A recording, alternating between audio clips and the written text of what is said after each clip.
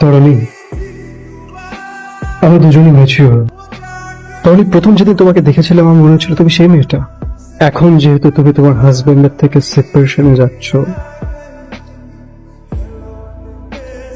তরণী, তুমি কি তোমার নতুন জীবনটা আমার সাথে শুরু করবে? I really really like you. আমাকে একটু ভাবার সময় দাও। একটা সম্পর্কের রীতি টানা তো আর এত সহজ না।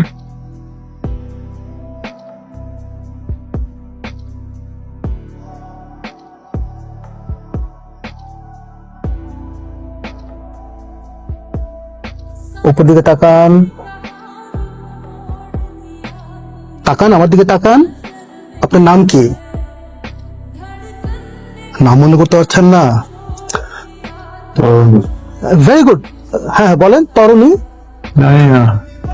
কি মনে করেন? আমার বউ। আর কি মনে করতে পারছেন? এখন আপনাদের রোগী সব মিলে এখন বেশ ভালো আছে, তবে মাথার আঘাতটা বেশ গুরুতর হয়। উনি এখন পোস্ট ট্রমাটিক অ্যামনেশিয়াতে ভুগছেন। মানে উনি পুরাতন কোনো স্মৃতি মনে করতে পারছেন না। উনি বারবার একটা নামই বলছিলেন, তরণী। খুব সম্ভবত ওনার স্ত্রী। হ্যাঁ হ্যাঁ, আমার মেয়ে। আচ্ছা, আপনি তরণী, আপনার হাজবেন্ডের কন্ডিশন তো শুনলেন। এখন কিন্তু আপনার অনেক দায়িত্ব। আপনাকে সার্বক্ষণিক ওনার পাশে থাকতে হবে। উনি শুধুমাত্র আপনার কথাই মনে করতে পারছেন, সুতরাং আপনি আশেপাশে থাকলে উনি অনেক সিকিউর ফিল করবেন। আর আপনার দায়িত্ব হচ্ছে ওনার প্রপার খাদ্য, ঘুম নিশ্চিত করা, আর মানসিকভাবে যাতে চাপমুক্ত থাকে সেটাও সুনিশ্চিত করা। জামাই, এই অবস্থায় তুই পাশে না থাকলে কে থাকবে বল? হ্যালো। কি অবস্থা? আমি এতবার ফোন দিচ্ছি, ফোন ধরছো না কেন? হ্যাঁ দেখছি, আমি ওই সামনে ডাক্তার ছিল আর ফ্যামিলি মেম্বাররাও ছিল, তাই রিসিভ করতে পারিনি। কি অবস্থা? আমি আসবো? না না, তোমার আসতে হবে না। পরিস্থিতি খুব একটা ভালো না, বুঝছো।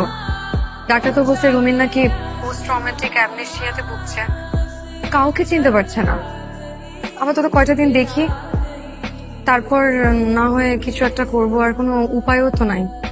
আর আমি বাসায় কাউকে আমাদের সেপারেশনের কথা বলিও নাই কিছু, বুঝছো। ওকে, একটা কাজ করো। আমি আপনাকে চিনতে পারি না।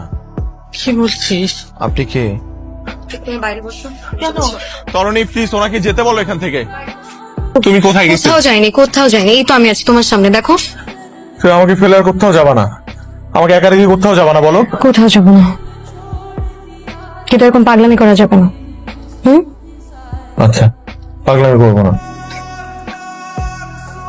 হাতটা ছাড়ো। আচ্ছা, হাত ছাড়লে তুমি যদি আবার চলে যাও আমাকে রেখে। বললাম তো যাবো না, যাবো না কোথাও।